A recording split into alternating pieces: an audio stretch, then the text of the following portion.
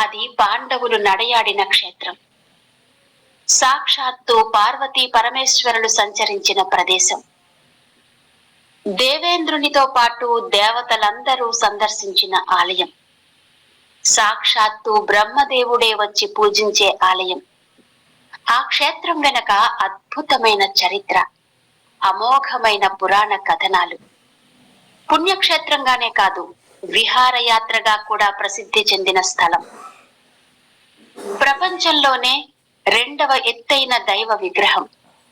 సుమారు 500 కంటే ఎక్కువ మంది శిల్పులు దాదాపు 10 ఏళ్ల పాటు అవిశ్రాంతంగా శ్రమించి నిర్మించిన దేశంలోనే అతి ఎత్తైన రాజగోపురం, 21 అంతస్తుల 250 అడుగుల బృహత్ నిర్మాణం. శిల్ప సౌందర్యం, ప్రకృతి రమణీయత, ప్రశాంత వాతావరణం వెరసి ఆ క్షేత్రం.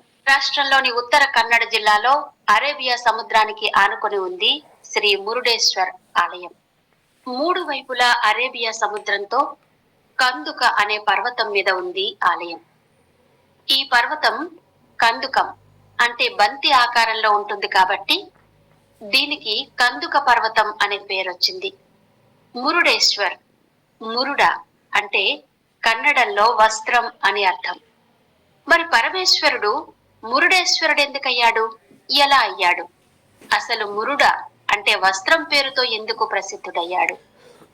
ఆ కథనం విషయానికొస్తే త్రేతాయుగానికి సంబంధించిన ఒక పురాణ కథనంతో ముడిపడి ఉంది.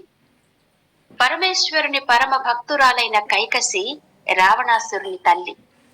ఆమె సముద్ర తీరంలో మహాశివుణ్ణి పూజించడానికి ఇసుకతో లింగాన్ని తయారు చేసి అర్చించేది. ఆ పరమేశ్వరుడు లంకా పట్టణంలో వెలిసి తన కృపా కటాక్షాలను నిరంతరం ప్రసరింపచేయాలి అన్నది ఆమె కోరిక. ఆ మహాభక్తురాలి ఏకాగ్రత, భక్తికి దేవతలందరూ ఆశ్చర్యపోయారు. ఆవిడ భక్తికి మెచ్చి భోళా శంకరుడు కైలాసాన్నే తీసుకుని వెళ్లి లంకలో ప్రతిష్ఠిస్తాడేమోనని భయం పట్టుకుంది. అందుకే ఆమెకు తపోభంగం చేయడానికి సముద్రుడొచ్చాడు. సముద్ర కెరటాలు ఆకాశమంత ఎత్తున లేచి కల్లోలం సృష్టిస్తుంటే పాపం కైకసి చేస్తున్న సైకత శిల్పం ఆకృతి పొందకముందే కరిగిపోయేది. దాంతో దుఃఖంలో పడిపోయింది కైకసి. ఈ విషయం తెలుసుకున్న రావణ బ్రహ్మ, సైకత శిల్పం కరిగిపోయినందుకు బాధపడవద్దు, నీకోసం ఆ పరమేశ్వరుని ఆత్మలింగాన్నే తెచ్చి పెడతాను అని మాట ఇచ్చాడు. తల్లికి ఇచ్చిన వాగ్దానం నెరవేర్చడానికి రావణుడు తపస్సు మొదలుపెట్టాడు. రావణాసురుని మహా తపస్సుకు లోకాలన్నీ కంపించిపోయాయి. అయినా రావణుని ఘోర తపస్సు మాత్రం ఫలించలేదు, శివదర్శనం దక్కలేదు. దాంతో రావణుడు తన ఆరాధ్య దైవం తన భక్తిని శంకిస్తున్నాడని బాధపడ్డాడు, ఆగ్రహించాడు. కోపంతో రగిలిపోతూ కైకసి రావణాసురుని తల్లి. ఆమె సముద్ర తీరంలో మహాశివుణ్ణి పూజించడానికి ఇసుకతో లింగాన్ని తయారు చేసి అర్చించేది. ఆ పరమేశ్వరుడు లంకా పట్టణంలో వెలిసి తన కృపా కటాక్షాలను నిరంతరం ప్రసరింపచేయాలి అన్నది ఆమె కోరిక. ఆ మహాభక్తురాలి ఏకాగ్రత, భక్తికి దేవతలందరూ ఆశ్చర్యపోయారు. ఆవిడ భక్తికి మెచ్చి భోళా శంకరుడు కైలాసాన్నే తీసుకుని వెళ్లి లంకలో ప్రతిష్ఠిస్తాడేమోనని భయం పట్టుకుంది.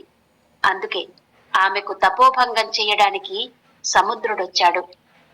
సముద్ర కెరటాలు ఆకాశమంత ఎత్తున లేచి కల్లోలం సృష్టిస్తుంటే పాపం కైకసి చేస్తున్న సైకత శిల్పం ఆకృతి పొందకముందే కరిగిపోయేది. దాంతో దుఃఖంలో పడిపోయింది కైకసి. ఈ విషయం తెలుసుకున్న రావణ బ్రహ్మ, సైకత శిల్పం కరిగిపోయినందుకు బాధపడవద్దు, నీకోసం ఆ పరమేశ్వరుని ఆత్మలింగాన్నే తెచ్చి పెడతాను అని మాట ఇచ్చాడు. తల్లికి ఇచ్చిన వాగ్దానం నెరవేర్చడానికి రావణుడు తపస్సు మొదలుపెట్టాడు. రావణాసురుని మహా తపస్సుకు లోకాలన్నీ కంపించిపోయాయి. అయినా రావణుని ఘోర తపస్సు మాత్రం ఫలించలేదు, శివదర్శనం దక్కలేదు. దాంతో రావణుడు తన ఆరాధ్య దైవం తన భక్తిని శంకిస్తున్నాడని బాధపడ్డాడు, ఆగ్రహించాడు. కోపంతో రగిలిపోతూ కైలాసాన్నే పెకిలించుకుపోవాలనే ప్రయత్నంలో కైలాస పర్వతాన్ని భుజాల మీదికి ఎత్తుకున్నాడు. ఆ విషయం తెలుసుకున్న పరమేశ్వరుడు తన కాలి బొటన వేలితో రావణుని ప్రయత్నాన్ని అణచివేసి అతడి అహంకారాన్ని అణచివేశాడు. అయినా దశకంఠుడు తన ప్రయత్నాన్ని మాత్రం విరమించలేదు. తన ఘోర తపస్సును సైతం గుర్తించని శివుణ్ణి సాక్షాత్కరింప చేసుకోవడం కోసం ఒక్కొక్కటిగా 10 తలలను పూజాసుమాలుగా సమర్పించి ప్రాణత్యాగానికి సిద్ధపడ్డాడు. దాంతో పరమేశ్వరుడు ప్రత్యక్షమై, రావణ, నీ భక్తికి మెచ్చాను, ఏం వరం కావాలో కోరుకో అన్నాడు. అప్పుడు రావణాసురుడు, మా తల్లి నిత్య పూజల కోసం కైలాసంలోని ఆత్మలింగాన్ని ప్రసాదించమని వేడుకున్నాడు. ఈశ్వరుడు తథాస్తు అని చెప్పి ఆత్మలింగాన్ని ఇచ్చి, దీన్ని దారిలో ఎక్కడా క్రింద పెట్టకుండా తీసుకెళ్లాలని, క్రింద పెడితే దానిని మరి కదిలించడం సాధ్యం కాదని చెప్పి మరీ పంపించాడు. ఈ సంగతి తెలుసుకున్న నారదుడు ఆత్మలింగాన్ని లంకకు చేరనివ్వకూడదు అన్న సంకల్పంతో విఘ్నేశ్వరుని దగ్గరకు వెళ్ళాడు. విఘ్నేశ్వరునితో విషయం చెప్పాడు. వటువు రూపంలో వెళ్లి రావణుని నుంచి ఆత్మలింగాన్ని సంగ్రహించమని సలహా ఇచ్చాడు. ఇక్కడ రావణుడు ఆత్మలింగాన్ని తీసుకుని బయలుదేరాడు లంకకు. విష్ణుమాయతో సమయం కంటే ముందే సంధ్యా సమయం అయినట్టుగా భ్రమపడ్డాడు రావణుడు.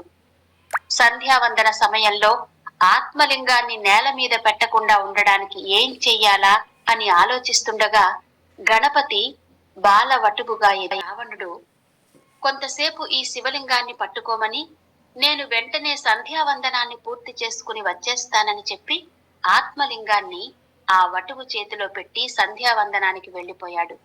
రావణుడు సంధ్యావందనం చేస్తుండగా ఆ బాలవటువు, సమయం మించిపోయింది, నేను వెళ్లిపోతున్నాను అంటూ ఆత్మలింగాన్ని నేల మీద పెట్టేశాడు. దాంతో రావణునికి ఒళ్ళు తెలియని కోపం వచ్చింది. అలా వటువుగా ఉన్న వినాయకుడు లింగాన్ని భూమి మీద నిలిపిన స్థలమే గోకర్ణ.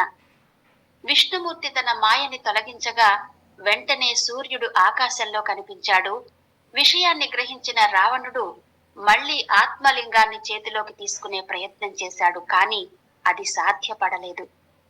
తనని దేవతలందరూ మోసం చేశారని తెలుసుకుని ఆత్మలింగాన్ని ఎలాగైనా తీసుకుపోవాలని విశ్వ ప్రయత్నం చేశాడు రావణుడు.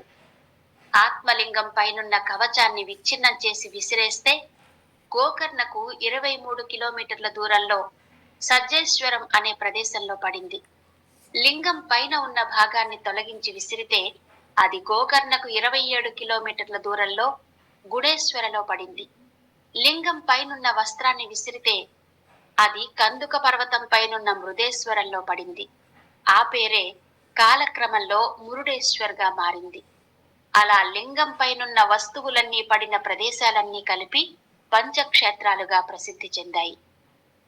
పరమేశ్వరుడు పార్వతీదేవి సహితంగా ఈ క్షేత్రాలలో కొన్ని రోజులున్నాడని స్థల పురాణం చెప్తోంది. ఈ మురుడేశ్వర శివలింగానికి దేవశిల్పి విశ్వకర్మ పానవట్టాన్ని తయారు చేశాడని చెప్తారు. ఈ మురుడేశ్వర స్వామి నాడు బిల్వ పత్రాలతో పూజించిన వారికి మరణ భయం ఉండదని, స్వర్గప్రాప్తి కలుగుతుందని స్థల పురాణం చెప్తోంది. పూర్వకాలంలో నిర్మించిన ఈ మురుడేశ్వర ఆలయం కాల ప్రవాహంలో శిథిలమైపోగా ఆర్ఎన్ శెట్టి అనే భక్తుడి కృషితో మళ్లీ అద్భుతమైన పాలరాతి కట్టడంగా